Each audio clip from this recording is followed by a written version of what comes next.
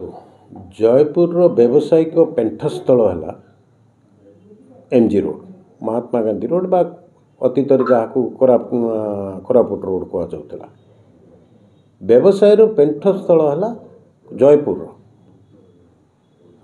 MG road आज नुह ये व्यवसाय पेंठस्थल आज यहाँ निर्धारण है 100 वर्ष तलू जयपुर रे जो माने व्यवसाय करी आसुले से माने समस्ते आपंकर एमजी रोड रे करुले परवर्ती अवस्था रे जोटा को आमे सरदार पटेल मार्ग कह जाउची बा मेन रोड कह जाउची सेठी व्यवसाय आरंभ होला एवं गोटे व्यावसायिक पेंठस्थल बा गोटे निर्दिष्ट अंचल जो अंचल रे व्यवसायी माने व्यवसाय करूचंती एवं आज नुहे 100 वर्ष धरी करूचंती ताकू सुरक्षा दबा दायित्व पौर प्रशासन सरकार समस्त आपणकर सबु प्रकार सुरक्षा गमनागमन सुरक्षा आईन श्रृंखला सुरक्षा ये सबु विषय जोगे दबा दायित्व होची सरकार एवं पौरपालिकार आपणकर से रास्ता रे किभली भावरे ठीक भावरे गमनागमन करा जाय परिबो ता विषय एक सुचिंतित योजना रहिबा दरकार एभली कथा नुहे जे जयपुर रे केवल एभली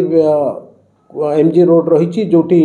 गहली होउची जोटी व्यवसाय पेंठस्थल होउची दिल्ली रो चांदनी चौक ठारू आरंभ करी आपणकर कलिकता रे भी से भली अवस्था रही एभली नेरो रोड रही एभली नेरो जगह भी रही कटक रे भी रही बरहमपुर रे भी रही भारत वर्षर जेते पुराना सहर रही सबु सहर रे एभली छोट छोट गली कंदी रास्ता भितरे विराट विराट व्यावसायिक पेंठस्थल रही एवं जो मानकर व्यवसाय जगह रही व्यवसाय करुचंती से मानकर पट्टा जगह भी रही आपण जो गुड़िक जो माने एनक्रोचमेंट करिसंती ताकू सरकार पौर प्रशासन दायित्व रही निश्चित रूपे एनक्रोचमेंट जे करिछि ताकू उठेबे एनक्रोचमेंट को प्रश्रय दिया जिबा उचित कथा नु ता सहित सहित एटा भी देखा दरकार जे कौन सी पट्टा जगह को भी भांगार कौन प्रकार अधिकार सरकार नहीं बा पौर प्रशासन नहीं गोटे गोटे स्क्वायर फुट रो जगह कोरापुट रोड रे बा एमजी रोड रे स्क्वायर फुट गोटे स्क्वायर फुट रो जगार मूल्य पाखापाखि 10 लाख रु 15 लाख रु 20 लाख टंका प्रति स्क्वायर फुट रो दाम कि ताटू अधिका भी हम तेणु गोटे लोकर जदि पट्टा जगार जदि गोटे स्क्वायर फुट कि 2 स्क्वायर फुट भी जदि कौन अन्याय भाव में जदि भंगा जाउची ताहले निश्चित रूपे तार बहुत क्षति होउची एवं किछि लोक से हाईकोर्ट रु स्टे भी आनिचंती किंतु से कौन स्टे को कौन ग्रहण न करिकी आपण पट्टा जगह भांगिबार कहारी अधिकार नाही से किए कौन कहउचंती सेतरे मोर जाय आसे नाही किंतु जहाँ नियम से कथाटा मु कहउची एनक्रोचमेंट जी करछि गोटे इंच भी जने एनक्रोचमेंट करि परिबो नाही एनक्रोचमेंट उठेबा दायित्व भी पौरपालिकार सरकार ठीक अच्छे आपण सबू कले किछि एनक्रोचमेंट उठेले किछि पट्टा जगह को भी आपण भांगिदेले एवं बहु लोक एक कथा भी कंप्लेन करुचंती पट्टा जगह तांकर रहिछि एवं हाईकोर्ट रो स्टे भी तांक पाखे रहिछि तथापि भांगी दियागला एक कथा कंप्लेन करुचंती से कथा केते दूर सत मिछ सेटा कोर्ट बुझिबो सरकार बुझिबे किंतु आपण भांगिले जेतबले आपण कौन पे रास्ता तैयारी करेंगे तांकर व्यवसाय कहीं अस्तव्यस्त हो एवं आपण कहीं सुचिंतित योजना नथिला आपण भांगिबा पूर्व सुचिंतित योजना रहिबा दरकार जदि आपण एनक्रोचमेंट भांगिले एवं किछि पट्टा जगह भी भांगिदेले एवं हाईकोर्ट रो बाधक थिबा सत्वे भी किछि जगह को जदि आपण भांगिले तेबे आपण वर्तमान सिटी रास्ताटा को कहीं आपण तैयारी करूना कौन असुविधा होची आपण आपण योजना करिवार थिला आगुरु योजना करिवार थिला एबे जनवरी सरला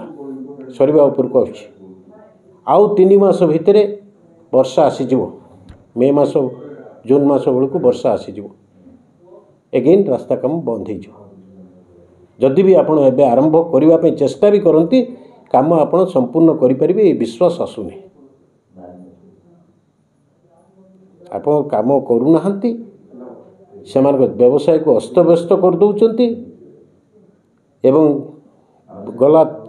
ଦଶହରା ପରଠୁ ଆଜି ପର୍ଯ୍ୟନ୍ତ ବ୍ୟବସାୟ ତାଙ୍କର ପ୍ରାୟ ଚାଲୁନାହିଁ କହିଲେ ଚଳେ। ପ୍ରକ୍ରିୟା ନ କରୁଣୁ ଆପଣ ସମସ୍ତ କାଗଜପତ୍ର ପ୍ରସ୍ତୁତ ନ କରୁଣୁ ଆପଣ କାହିଁକି ଭାଙ୍ଗିବା ପାଇଁ ଯାଉଥିଲେ? ଆପଣ ଭାଙ୍ଗିବାର କ'ଣ ଆବଶ୍ୟକତା ଥିଲା? ମୁଁ ଅନ୍ତତଃ ସରକାରଙ୍କୁ ପ୍ରଶାସନକୁ ବର୍ତ୍ତମାନ ପାଇଁ ମୁଁ ଅନୁରୋଧ କରିବି ଯେ ଆପଣ ଅନ୍ତତଃ ଶୀଘ୍ର ସେ ରାସ୍ତା କାମ ଆରମ୍ଭ କରି କମ୍ପ୍ଲିଟ୍ କରନ୍ତୁ। ବ୍ୟବସାୟ ଯେଭଳି ଭାବରେ ଠିକ୍ଠାକ୍ ଭାବରେ ସେମାନେ କରିପାରିବେ ସେ ବିଷୟ ଦେଖନ୍ତୁ ଏବଂ ଯଦି କୌଣସି ବ୍ୟକ୍ତିଙ୍କର ପଟ୍ଟା ଜାଗା ଯଦି ଭଙ୍ଗାଯାଇଛି ତାକୁ ତାର ପଟ୍ଟା ଜାଗା ଫେରାଇ ଦିଆଯାଉ। ରାସ୍ତା କ୍ଲିଅର ରହୁ, ଗମନାଗମନ ଠିକ୍ଠାକ୍ ଭାବରେ ରହୁ ଏବଂ ଏନକ୍ରୋଚମେଣ୍ଟକୁ ପ୍ରଶ୍ରୟ ଦିଅନ୍ତୁ ନାହିଁ ଏବଂ କାମ ଅତି ଶୀଘ୍ର ସାରନ୍ତୁ। ଏ କଥା ପରାମର୍ଶ ଦେବି। ସରକାରଙ୍କୁ ଆମେ ପୌର ପ୍ରଶାସନକୁ ବି ପରାମର୍ଶ ଦେବି ଅନ୍ତତଃ ଏହି କାର୍ଯ୍ୟ ଶୀଘ୍ର କରନ୍ତୁ। ଆଶା ରଖିବି ସେମାନେ ଶୀଘ୍ର କରିବେ। ଯଦି ଏ କଥା କାର୍ଯ୍ୟକାରୀ ନ ହୁଏ ପରବର୍ତ୍ତୀ ଅବସ୍ଥାରେ ଜନସାଧାରଣଙ୍କ ସହିତ ଆଲୋଚନା କରି ସେ ଅଞ୍ଚଳର ବ୍ୟବସାୟୀମାନଙ୍କ ସହିତ ଆଲୋଚନା କରି ବିଜୁ ଜନତା ଦଳ ଲୋକଙ୍କ ସ୍ୱାର୍ଥ ପାଇଁ, ସାଧାରଣ ଜନତାଙ୍କ ସ୍ୱାର୍ଥ ପାଇଁ, ବ୍ୟବସାୟୀଙ୍କ ସ୍ୱାର୍ଥ ପାଇଁ ଯାହା କାର୍ଯ୍ୟାନୁଷ୍ଠାନ ଗ୍ରହଣ କରିବା କଥା ସେ କାର୍ଯ୍ୟାନୁଷ୍ଠାନ ଗ୍ରହଣ କରିବ। ନିଶ୍ଚୟ ଯେଉଁମାନେ ଟୁରିଷ୍ଟ ଆସୁଛନ୍ତି ବହୁତ ଗୁଡ଼ିଏ କିଛି ହୋଟେଲ୍ସ ବି ସେଠି ଥିଲା।